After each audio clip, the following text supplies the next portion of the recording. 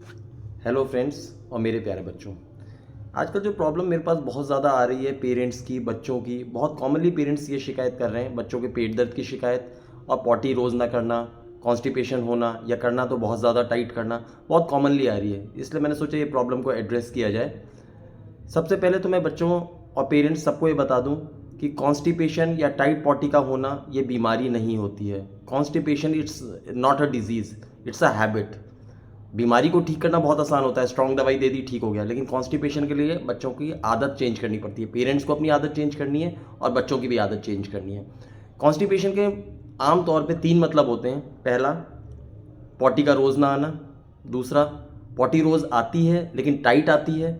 तीसरा, पॉटी रोज़ आती है, टाइट भी नहीं आती, लेकिन इनकम्प्लीट इवैक्यूएशन होता है, मतलब बच्चा खुल के पॉटी नहीं करता है, थोड़ी थोड़ी करता है। और जो 5% 10% जो पॉटी पेट में रुकती है वो बच्चे को परेशान करती है।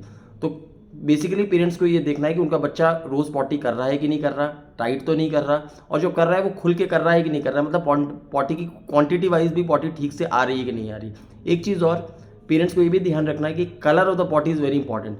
ब्लैकिश पॉटी या dark brown potty normally constipated stools होते हैं। Yellow potty, light yellow potty, ये ठीक होते हैं, ये नॉर्मल कलर्स होते हैं। अब सबसे इंपॉर्टेंट चीज़, दवाइयाँ। दवाइयाँ तो डॉक्टर देंगे ही देंगे कॉन्स्टिपेशन की, मोरलेस सारे डॉक्टर देते हैं, एक जैसी ही दवाइयाँ देते हैं। और दवाइयों से कुछ टाइम फ़ायदा होता है, लेकिन परमानेंट सोल्यूशन तब तक नहीं आता जब तक बच्चे की आदत नहीं बदलती। आदत में मेनली 4 चीज़ें चेंज करनी होती हैं। फर्स्ट, बच्चे की डाइट में लिक्विड्स का अमाउंट बढ़ाइए। सबसे इंपॉर्टेंट चीज़, पानी, नारियल पानी, नींबू पानी, जूस वगैरह ये सब चीज़ें बढ़ाइए जिससे पेट में तरावट रहे। Secondly, fruits and vegetables diet में बढ़ाइए। बच्चे का जंक बिल्कुल बंद करिए। जितना फल और सब्जियां पेट में जाएगा, जितना फाइबर्स जाएगा, उतना कॉन्स्टिपेशन से बच्चा बचा रहेगा, उतना पॉटी ज़्यादा सॉफ्ट होगी।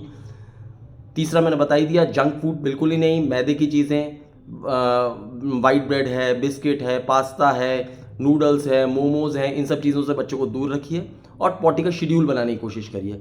3 साल 4 साल से ऊपर के बच्चों को पॉटी का एक टाइम बनाने की ज़रूर कोशिश करिए कि बच्चे का एक पर्टिकुलर टाइम हो जिस टाइम वो टॉयलेट जाए, चाहे पॉटी आए चाहे ना आए, लेकिन जाए ज़रूर।